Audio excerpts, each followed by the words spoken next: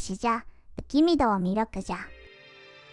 この動画では、最近わしがメインで使用しているマルチレトロゲームコンソール、ポリメガについて具体的に紹介していくのじゃ。今回は、2024年1月19日にリリースされたバージョン 1.131 の詳細じゃ。これは、2023年12月27日にリリースされたバージョン 1.130 の修正版なので、基本的には 1.130 のアップデート内容になる。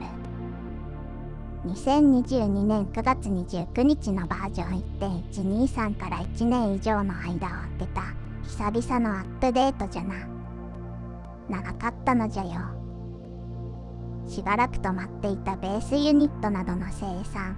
発送もようやく動き出してきているようで何よりじゃ。念のため、ポリメガについて改めて説明しておく。ポリメガは2021年9月12日に北米のプレイマジ社より発売されたレトロゲーム向けの互換機じゃ。ソフトウェアエミュレーションによる互換じゃが、いわゆる第5世代ゲームマシンである CD 媒体のゲーム機に対応している。CD 媒体対応のエミュレーター自体はすでに存在しているのじゃが、プレイしようとするとなかなか初心者にはハードルが高い。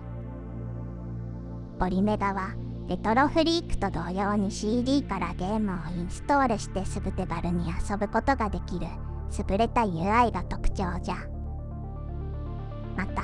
別売りのモジュールに換装することでカートリッジ形式のゲーム機についてもインストールおよびプレイに対応可能じゃ。各モジュールは実機のコントローラーに対応したポートも用意されている。対応機種はベースユニットのみだとメガ CD、スーパー 32XCD、PC エンジン CD-ROM、ネオジオ CD、プレイステーション、セガサターン。専用モジュールはファミコン、スーパーファミコン、メガドライブ、PC エンジン、任天堂64でそれぞれ海外版にも対応している。まあ、詳細はこの攻略動画シリーズの基本編の概要を見ていただければ幸いじゃ。それでは、早速今回のアップデート内容を見ていくのじゃ。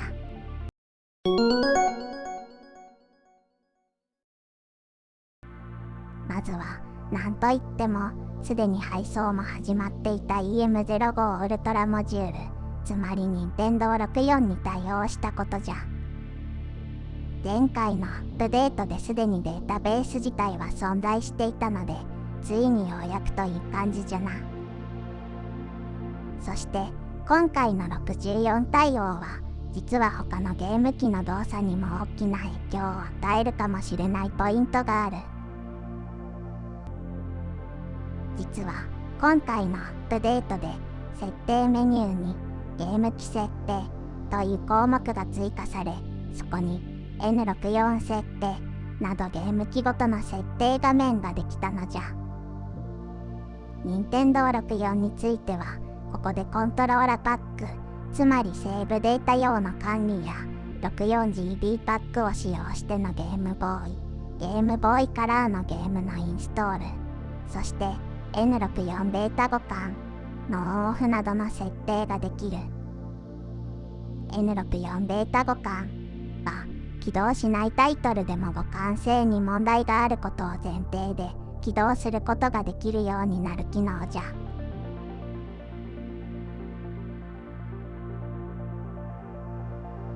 ちなみに、任天堂64以外のゲーム機の設定は今のところは既存の機能を個別に振り分けただけじゃな。スーファミは MSU1 ミュージック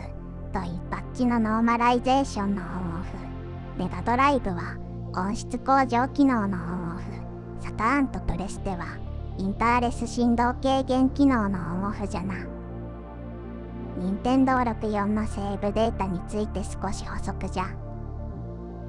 詳しくはウルトラモジュールの動画で説明するが、64についてはセーブデータの仕様がプレステやサターンと大きく変わっているのじゃ。プレステやサターンはそれぞれのゲームごとにメモリーカードや本体メモリーが個別に設定され、実機のようにセーブデータを移動したり、他のゲームで使用することができなかった。続編などの他のゲームでセーブデータを使う場合は、公式が個別に紐付け処理をしなければならなかったのじゃ。プレステのメタルギアソリッドのように、いろいろなセーブデータに対応させるというのは難しかったわけじゃな。それが64では仮想上のメモリーカードを自由に複数作って、そのカードをゲームにセットすることができるようになった。データ上ではどのメモリーカードでも好きなゲームにセットできるし、セーブできる数も心配しなくてよい。さらに実機の物理コントローラパックからデータを取り込んだり、逆に仮想コントローラパックのデータを物理コントローラパックにコピーすることも可能なのじゃ。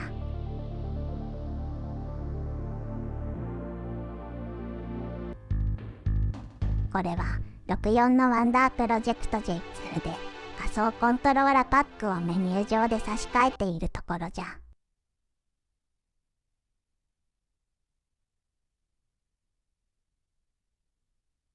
メニュー画面で差し替えて再起動すれば、任意のパックにしたり、新規のパックに自由に変えられるのじゃ。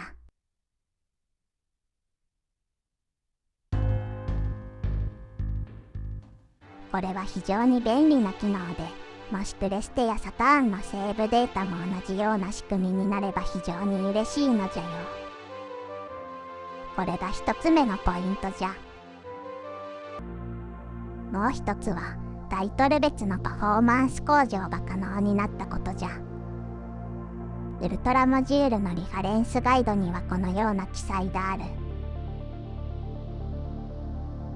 最新のファームウェアになっていることは当然じゃが、インターネットに接続しておくことと、内蔵ストレージに 500MB 程度の容量を当てておくこととある。どうやら任天堂64については、インターネットに接続しておくことで、そのゲームを起動した際に、パフォーマンス向上のための個別のアップデートファイルをダウンロードすることができるようになっているらしい。さらに、ゲームプレイ中にバックグラウンドで常に最適化が行われているらしく、再起動時に適用されることで、動作が改善するようになっている。そのため、最初に起動した時は音飛びや描写がガクガクしていたゲームも、2回目、3回目に起動した時には解消されることが多いのじゃ。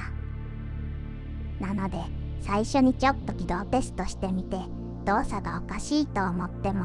何度か繰り返してプレイしてみることをおすすめするのじゃ。こういう内部処理のために、ストレージの容量を使用するというわけじゃな。今までは、こういった互換性やパフォーマンスを向上させるアップデートは、本体のファームウェアの更新の時にしかできなかったが、この方式だと、本体のアップデートをすることなく、タイトル個別でアップデートを行うことができるというのが良いな。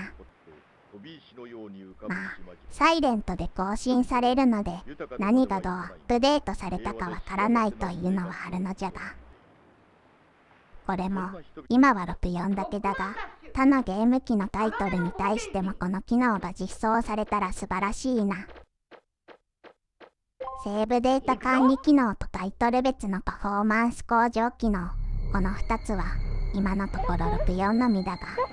将来的に他のゲーム機にも実装されることにわしは期待しているのじゃよ。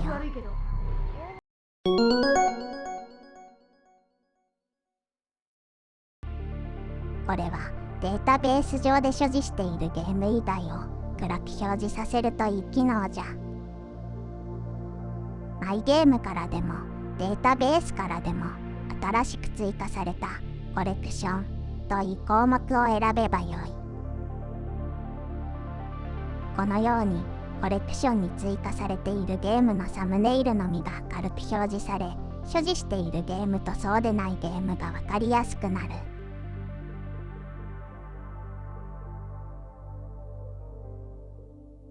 コレクション欲を刺激する危険な機能でもあるな。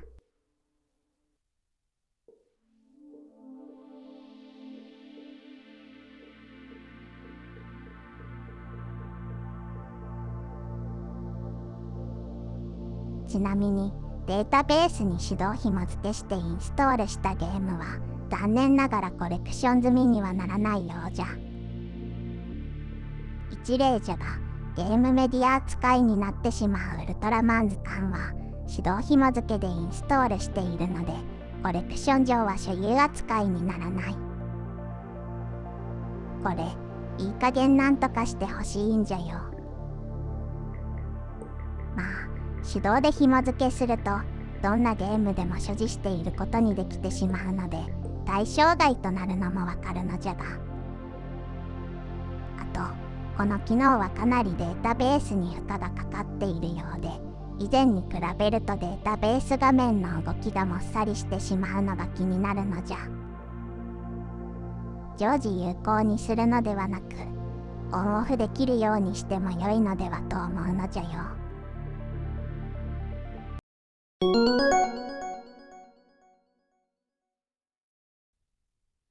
仮想ディスプレイ機能に新たに画面回転機能が追加されたのじゃ。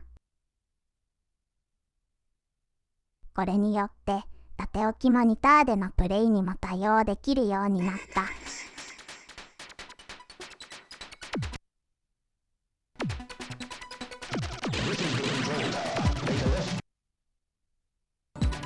これはゲームプレイ中のメニューの仮想ディスプレイを選択し、X ボタンで機能を切り替えていくと表示される。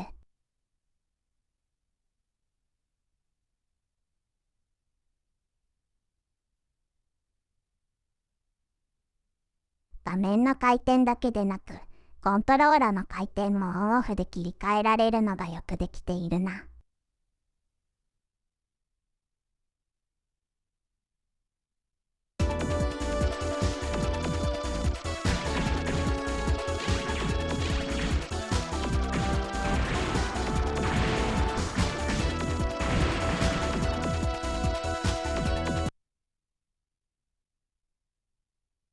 シューティングゲームをプレイするユーザーにとっては結構嬉しい機能だと思うのじゃ。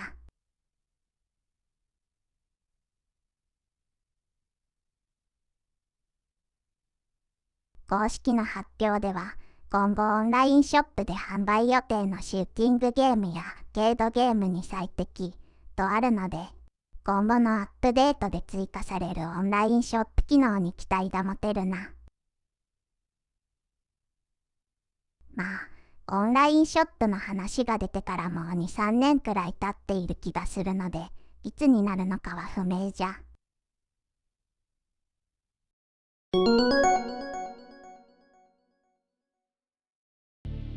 これはいわゆる倍速機能じゃ。CD ゲームの読み込み時間も含めて倍速でプレイすることができるようになった。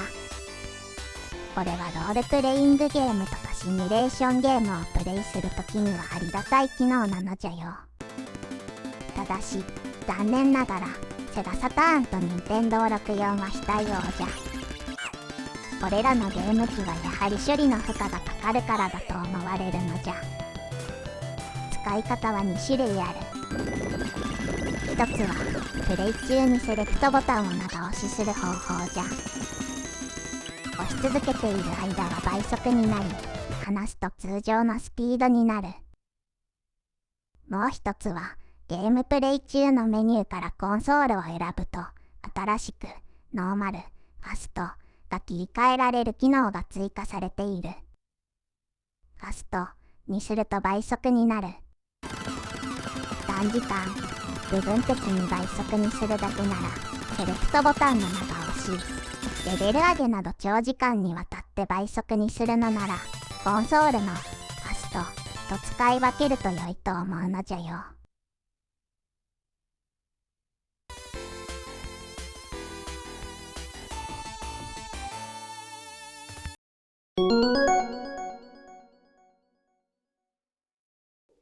これはリフレッシュレート、日本や北米の NTSC 形式の 60Hz、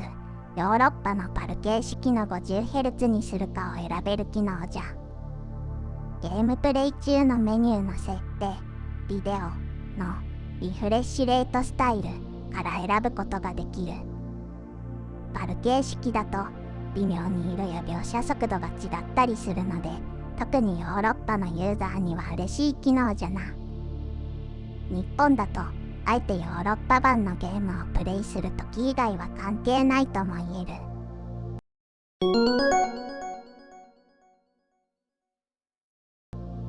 これは USB デジタルアナログコンバーターを使用してよ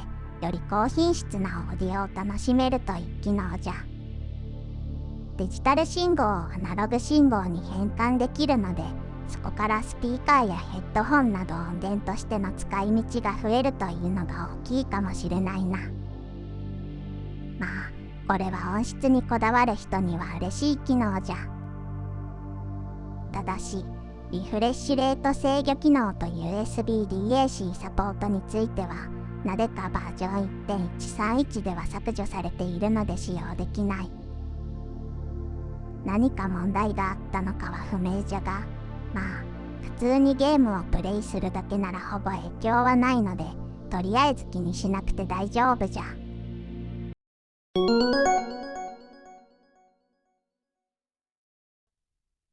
あとリリースノートなどでも言及されていなかったが、ステートセーブの仕様が若干変わっているようじゃ。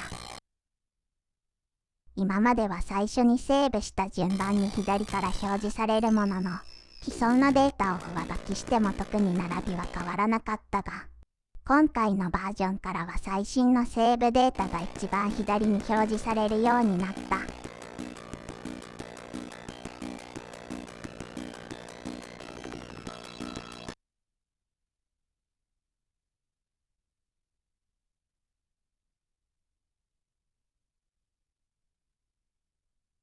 最新のデータがどれかわからないというのが悩みの一つだったので改善されたとも言えるが、セーブデータが移動するので混乱しやすくなったような気もするのじゃ。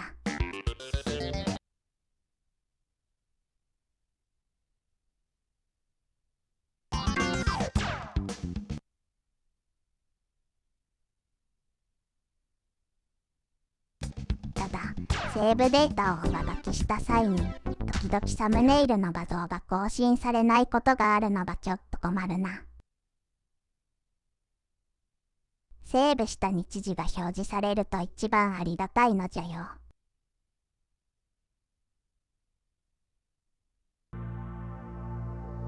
あと、バグフィックスとして、パッチブラウザで HD パックが見られないというのが改善された。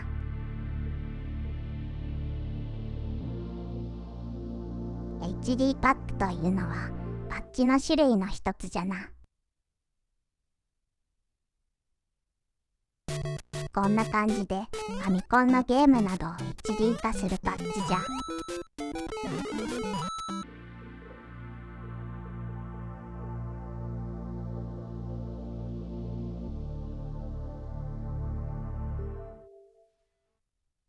このファミコン版ロックマンを HD 化するパッチはすごすぎるのじゃ。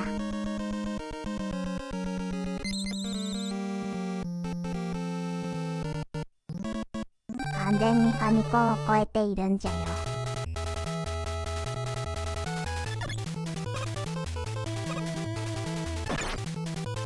あとはデータベースも若干修正されたらしく、バージョン 1.123 でプレイやインストールができなくなっていたタイトルが直っている。サターンの少女革命ってなとか、ネオジオ CD のソニックリングスとかじゃな。それから公式でも発表されているが、バージョン 1.130 になった時点でプレインストールされていたゲームが軒並み削除されている。残っているのはファミコンの一部タイトルと PC エンジン用のタイトルのみで、どうやらライセンス元との契約が切れたことが理由らしい。再度契約の手続きが済んだため、次回のアップデートで復活するとのことだが、オンラインショップ開始後に販売されるベースユニットにはこれらのタイトルはプレインストールされないとのことじゃ。まあ、もともとリリース時の初回限定ボーナスみたいなものだったから、致し方ないな。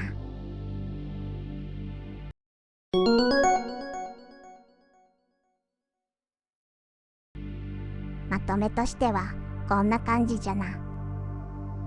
任天堂64に対応した。任天堂64のみだが、仮想メモリーカードを自由に作成や削除、ゲームごとに差し替えたり、物理メモリーカードとデータのやり取りができるようになった。同じく、プレイ時に個別にそのゲームのパフォーマンス向上を行う機能が64のみ追加。画面回転オプションが追加され、縦置きモニターにも対応。セガサターンと任天堂64を除くゲームに倍速機能が追加。ゲームリフレッシュレート制御機能の追加。USB DAC をサポート。ただし、この2つの機能はバージョン 1.130 では使えたが、バージョン 1.131 では使用できない。ステートセーブの仕様変更。プレインストールタイトルの削除。今回もそうだが、本体のバージョンアップのたびに不具合が起きて、すぐに修正アップデートがされるというのは、すっかりお約束じゃな。今回もステートセーブが全部非表示になったり、毎回アップデートは勇気がいるのじゃよ。ポリメガアプリやオンラインショップなど、